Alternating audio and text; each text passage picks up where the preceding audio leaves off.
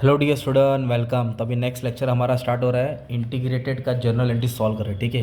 तो अभी board question का पेपर है, इसके पहले भी 2-3 लेक्चर अपलोड कर चुका हूँ। तो टाइम वेस्ट किए बिना जाओ, डायरेक्ट पॉइंट पे आ जाता है, ठीक है। तो पहले आपको मालूम होना चाहिए कि किस में क्या आता है बच्चों लोग। देखो, स्टोर मटेरियल आया तो स्टोर, मटेरियल आया तो स्टोर, फिर WIP मतलब प्रोडक्शन, WIP प्रोडक्शन, इधर मटेरियल है, इधर प्रोडक्शन, फिर रेडी होएगा, फिर सेल्स, कॉस्टिंग, PNL। ओके, ये सीक्वेंस होता है। तो सबसे पहले क्या दिया, मटेरियल परचेस किया है। तो मटेरियल परचेस बोले तो मटेरियल आवत है, मटेरियल आवत है तो मटेरियल कहाँ जाए, स्टोर में जाएगा ना यार। तो स्टोर को डेबिट करने का क्या करने का, स्टोर को डेबिट करेंगे, क्योंकि मटेरियल आया, स्टोर लेजर कंट्रोल लिखेंगे। ओके, क्योंकि मटेरियल अपने पास आया, store ledger control account debit. इतना समझा। बट मटेरियल खरीदा ना, किससे खरीदा, ARK से खरीदा, ARK कंपनी। उधर बोला क्रेडिट में खरीदा, मतलब बाकी का रोकड़ा रहेगा, रोकड़ा बोलो तो पैसा गया रहेगा टू कैश बैंक। तो मटेरियल कितने का था मालूम है क्या, मटेरियल था 6,25,000 का। मटेरियल कितने का था, 6,25,000 डेबिट में आएगा। और कितना परसेंट क्रेडिट बोला, 70%। 70% क्रेडिट, तो कभी भी क्रेडिट बोला ना तो नाम वालों को क्रेडिट दे देने का। तो 6,25,000 का 70% निकाल लेंगे, 437,500 आएगा। तो बाकी का रोकड़ा, रोकड़ा पे किया, मतलब इसको इससे माइनस करेंगे, 187,500 आएगा। तो ये हो गया तुम्हारी मटेरियल की एंट्री। परचेस किया तो इसके लिए स्टोर में डाला, और पार्टी का नाम दिया इसके लिए पार्टी डाला, और 70% क्रेडिट था, मतलब 30% तुम्हारा कैश एज्यूम किया। ये हो गई तुम्हारी फर्स्ट एंट्री बच्चे लोग। अब मटेरियल जो आया ना उसको किधर भेजा, तुम्हारे घर पे नहीं भेजा, प्रोडक्शन में भेजा। तो प्रोडक्शन बोलेगा ना, कभी भी प्रोडक्शन आया ना तो WIP याद रखने का। क्या याद रखने का, WIP। तो मटेरियल गया किधर, प्रोडक्शन में, तो WIP को मिल रहा है, तो इसको डेबिट करेंगे। इसको क्या करेंगे, debit, WIP account debit, WIP control work in progress account debit. Production बोला ना, प्रोडक्शन, तो WIP को डेबिट करने का। क्या है उधर, मटेरियल है। मटेरियल किधर से आता है भाई, स्टोर से आता है। तो लिखेंगे स्टोर लेजर कंट्रोल अकाउंट, मतलब पेन भी बंद पड़ गया। Store ledger control account, store ledger control account. तो कितने का मटेरियल दिया था प्रोडक्शन में, 447, सॉरी 475, 475। तो ये भी बेसिक हो गया, इसके पहले भी लेक्चर समझ में आ गया रहेगा, राइट। अभी थर्ड क्या दिया है, पेड। कभी भी पेड आए ना भाई, पेड तुरंत क्या करने का, टू कैश बैंक। क्या लिखेंगे, टू कैश बैंक, पैसा गया। पेड का मतलब होता है कि पैसा गया।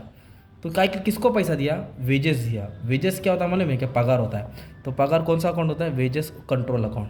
क्या बनेंगे, wages control account, simple. Wages paid बोला इसलिए वेजेस कंट्रोल अकाउंट। अमाउंट कितना है, 187,500। तो 187,500, 187,500 अमाउंट का टेंशन नहीं, मेन एंट्री है।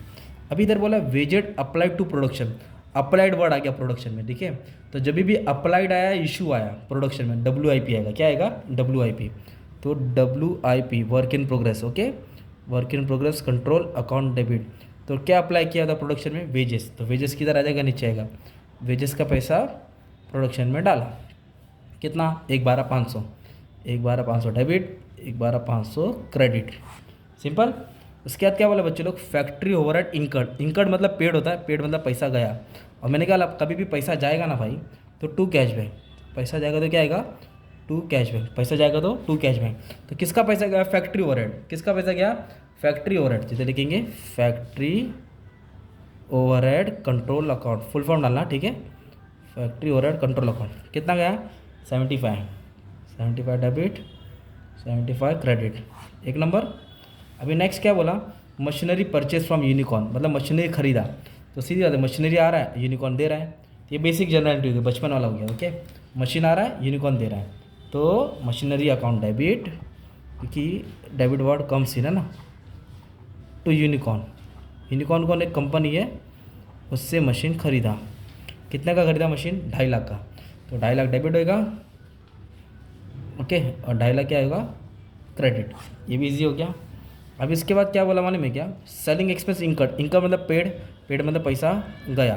तो जब भी पैसा जाएगा, तो मैंने क्या बोला था, टू कैश बैंक आएगा। कभी भी पैसा जाएगा टू कैश बैंक आएगा। पैसा क्यों गया, सेलिंग, सेलिंग बोलो बेचने का खर्चा। ये लिखेंगे सेलिंग ओवरहेड। क्या लिखेंगे, selling overhead control account, selling overhead control account. कितना गया, 62,500, 62,500, ठीक है। अभी बोला कॉस्ट ऑफ गुड प्रोड्यूस। जब भी कॉस्ट ऑफ गुड्स प्रोड्यूस आया, मतलब माल इधर से जा रहा है, किधर जा रहा है, फिनिश गुड्स में, मतलब प्रोडक्शन से फिनिश गुड्स प्रोड्यूस। तो फिनिश गुड्स में माल आया है ना, कॉस्ट ऑफ गुड्स। तो फिनिश गुड्स को क्या करेंगे, डेबिट करेंगे। फिनिश गुड्स कंट्रोल को क्या करेंगे, डेबिट करेंगे। और कहाँ से माल आया? प्रोडक्शन। प्रोडक्शन बोले तो WIP कंट्रोल।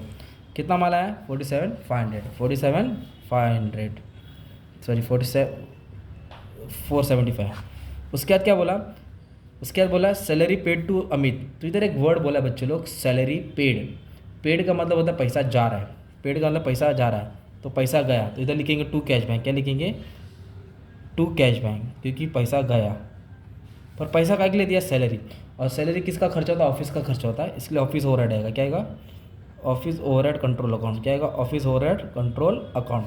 कितना सैलरी दिया? 25,000। इधर आएगा 25, इधर भी आएगा 25। ये भी हो गया, ठीक है। हैंडराइटिंग थोड़ा माफ़ करना। अब बोला ऑफिस एक्सपेंस पेएबल, तो पेएबल वाला रुक के करा दो, इधर ही करा दो। तो 10 और 11, इधर 10 करा था, इधर 11 करा था, ठीक है। तो 11 में क्या बोला? हो गया सेल्स बोला है टू रामा, 40% कैश। तो कभी भी सेल्स आ गया ना भाई बंटी, सेल्स आ गया ना, तो सेल्स कभी भी नीचे आता है, ओके। तो किसको सेल्स किया? रामा, तो रामा को डेबिट करेंगे, है ना।